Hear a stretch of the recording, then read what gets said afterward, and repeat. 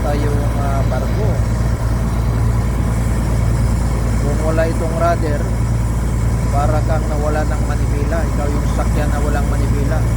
Ang takbo mo lang ay diretso, wala kang liko, makaliwa man o pakanan. Basta yung takbo mo diretso lang.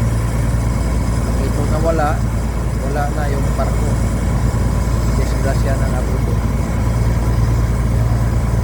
So, nililinis namin yung propeller niya para mas maganda yung kanyang ikot.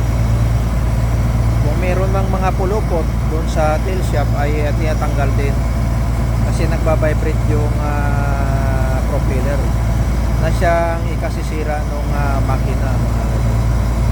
Yan. So sa mga seaman dyan, alam nyo yan.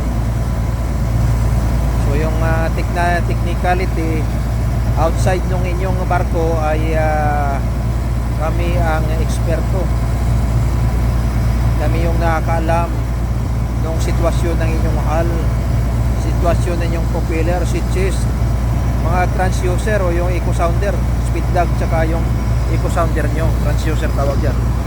Yung cooling system o yung switches, yan. Yung mga scrubber overboard sa mga hindi nakakaalam dyan, yan. Kami ang naglilinis yan. Pag mayroong mga butas yung barko ay kami ang nagre-welding dito sa labas. Diver lang ang gumagawa niya.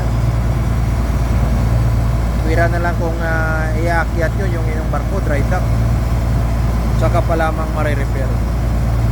Pero pag dito kayo sa Angkurahe at during sa inyong biyahe, mga diver ang gumagawa, commercial diver.